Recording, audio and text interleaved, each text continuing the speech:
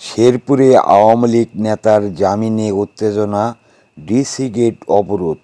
তথ্যসূত্র আলোকিত বাংলাদেশ.com। শেরপুরে জেলা আওয়ামী লীগের সাবেক সাধারণ সম্পাদক ও সাবেক public prosecutor PP advocate Chandan Kumar পালের জামিন ইস্যুতে উত্তেজনা ছড়িয়ে পড়েছে। ৬ অক্টোবর সোমবার সকাল ৯টা থেকে বেলা ১২টা পর্যন্ত জেলা প্রশাসকের কার্যালয়ের প্রধান ফটক অবরোধ করে বৈষম্য বিরোধী ছাত্র আন্দোলনের শহীদ ও আহত পরিবারের সদস্যরা অবস্থান ধর্মঘট পালন করেন।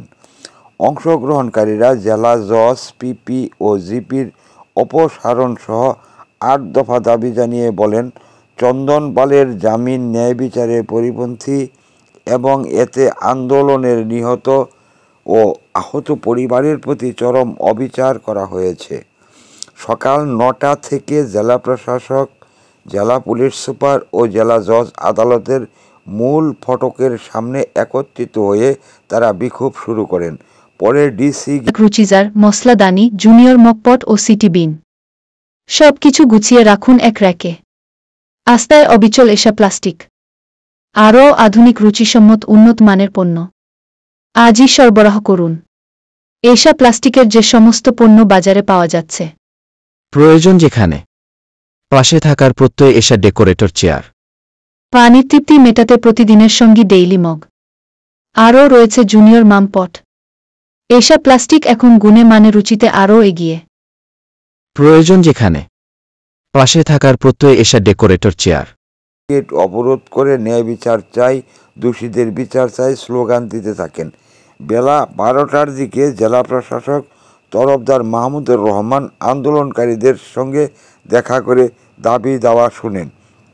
তিনি লিখিত আবেদন দিলে তা সরকারকে দ্রুত পাঠানোর আশ্বাস দেন। জেলা প্রশাসকের আশ্বাসে আন্দোলনকারীরা অবস্থান কর্মসূচি প্রত্যাহার করেন। এ সময় জেলা প্রশাসকের কার্যালয়ের প্রধান ফটক বন্ধ থাকায় আদালতপাড়া, জেলা প্রশাসন ও পুলিশ সুপারের কার্যালয়সহ আশেপাশের অফিসের কার্যক্রম প্রায় ৩ ঘন্টা বন্ধ থাকে। জানা গেছে, সরকারের পতনের পর ২০২৪ সালের ৫ আগস্ট থেকে আত্মগোপনে থাকা অবস্থায় আওয়ামী লীগ নেতা চন্দন কুমার পালের বিরুদ্ধে হত্যাসহ ৭টি মামলা হয়। পরে ২০২৪ সালের ১৬ অক্টোবর ভারতে পালানোর চেষ্টাকালে বেনাপোল সীমান্তে তাকে আটক করে পুলিশ। তিনি প্রায় ১ বছর কারাভোগের পর চলতি বছরের ৯ সেপ্টেম্বর উচ্চ আদালত থেকে সব মামলায় জামিন পান। তবে বিশেষ ক্ষমতা আইনের একটি মামলায় ফের গ্রেপ্তার দেখিয়ে কারাগারে পাঠানো হয়। সর্বশেষ গত ২৯ সেপ্টেম্বর শেরপুর আদালত থেকে জামিন পাওয়ার পর তিনি কারামুক্ত হন।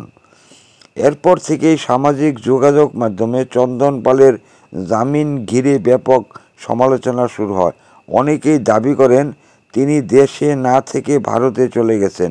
ওই জামিনে জেলা জজ, পিপি ও বিএনপির ঘনিষ্ঠ আইনজীবীদের সম্পৃক্ততার অভিযোগ উঠলে এ নিয়ে বিতর্ক তীব্র হয়ে ওঠে।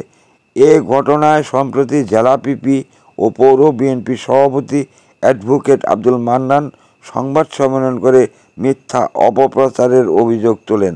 তার পাল্টা হিসাবে বৈষম্য বিরোধী ছাত্র আন্দোলনের নেতারা ২ দিনের আলটিমেটাম দিয়ে আজকের এই অবরোধ কর্মসূচি পালন করেন। এএনবি নিউজ পঞ্চমুখী সমাজ উন্নয়ন সংস্থার একটি মাল্টিমিডিয়া প্রতিষ্ঠান। এএনবি নিউজ পঞ্চমুখী সমাজ উন্নয়ন সংস্থার একটি মাল্টিমিডিয়া প্রতিষ্ঠান। নিয়মিত বস্তুনিষ্ঠ সংবাদ পেতে সাবস্ক্রাইব করুন YouTube channel ANB channel Bangla TV. Follow রাখুন ANBnews24.com সহ আমাদের ফেসবুক পেজগুলোতে।